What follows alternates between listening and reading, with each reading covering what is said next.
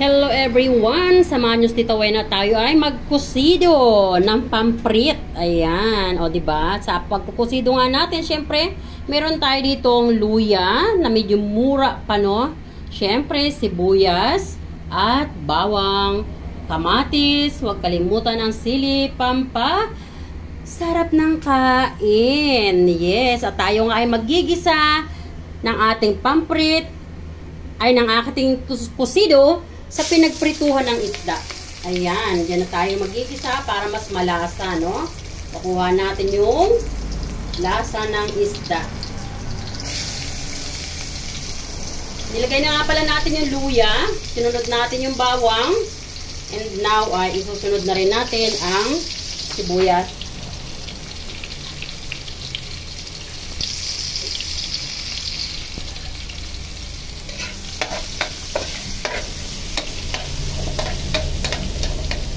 Haluin lang natin.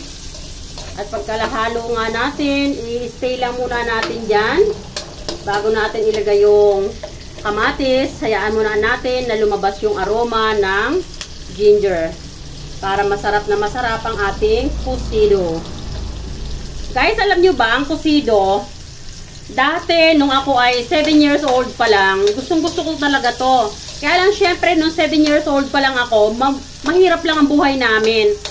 Bira lang kami nakakabili ng isda na pangkusido. So, ang ginagawa ng mama ko, pag mayroon kaming bulinaw, maliliit lang yung bulinaw, diba?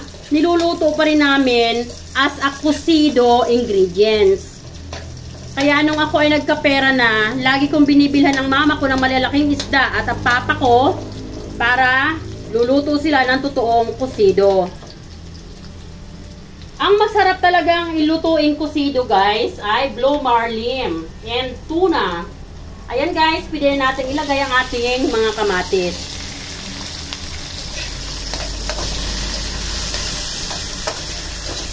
Ayan. Pagkalagay natin ang ating kamatis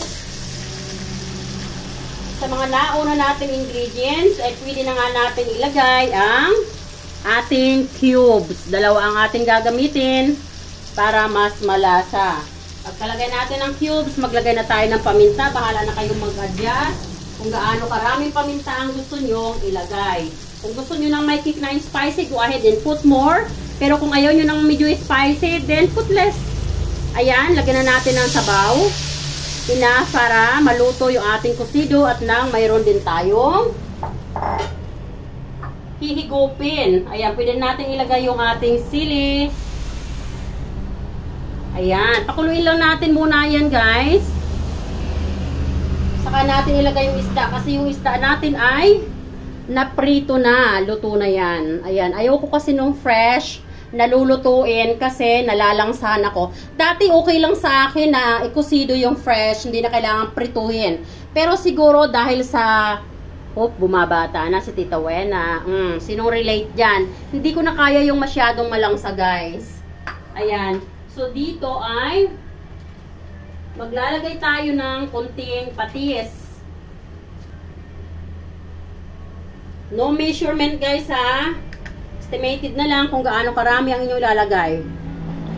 Yan. Tama na yun. Tayo ay naglagay na ng cubes. At yung ating isda, bago natin prituhin, may marinate na din po yan ng konting asin at paminta. Bago ko nga yan tatakpan, maglalagay na rin ako dito ng sugar to balance the taste. And then, hindi ko na muna hahaluin.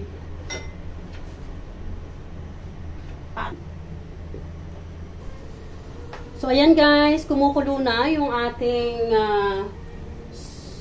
kaldo ng kusido. Pwede na natin ilagay ang ating sitaw na freshly harvest. Ayan. At pwede na rin natin ilagay ang okra. Guys, optional to, guys, ha? Ayan. Ang gaganda ng okra. Pwedeng huwag kayong maglagay ng okra. Pero, it's up to you to decide kung anong gulay ang gusto nyong ihalo. Normally, pitsay lang ang nilalagay. Pero, gusto ko nang may okra. Ayan. So, pagkalagay nga natin ng ating gulay, malapit lang, madali lang maluto din yan. Ayoko nang masyadong overcook niyan. pwede na rin natin ilagay yung ating mga isda.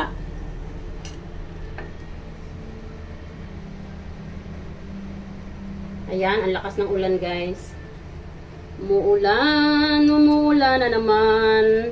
Timing, ang sarap ng ating ulam. Ang sarap humigop.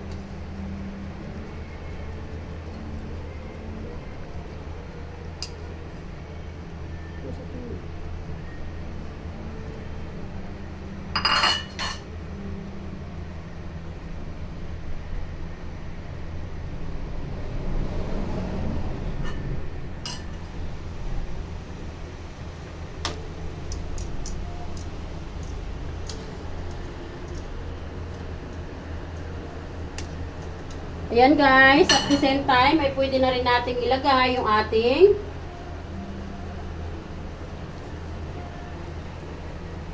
pichay. Ayan.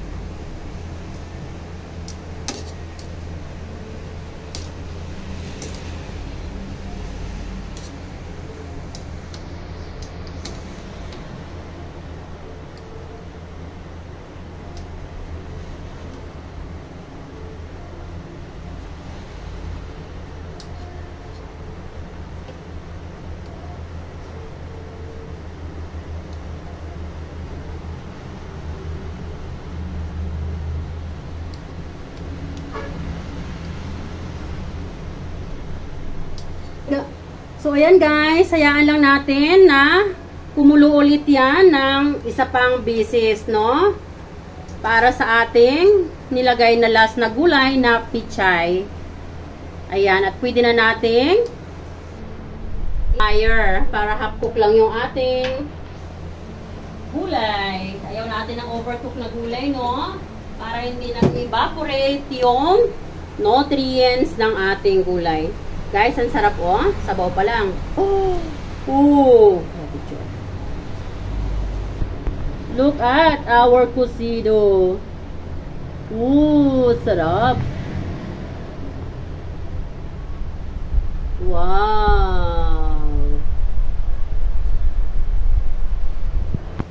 And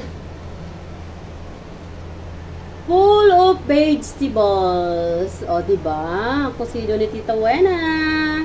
Ayan. Sarap ng sabaw. Look at that. Ooh.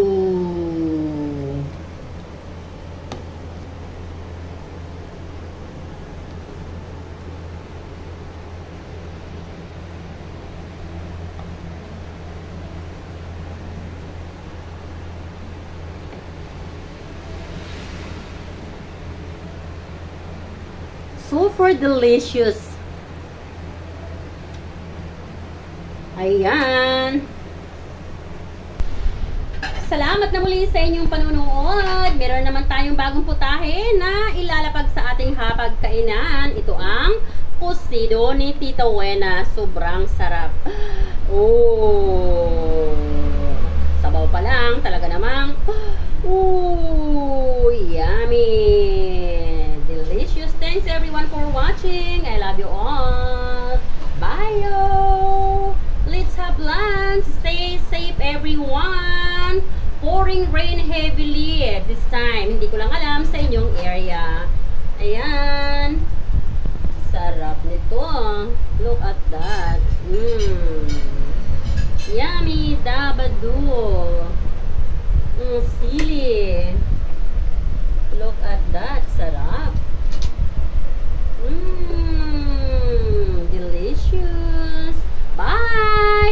forget to subscribe and follow my Facebook. Subscribe my YouTube channel too. I love you all, guys. God bless.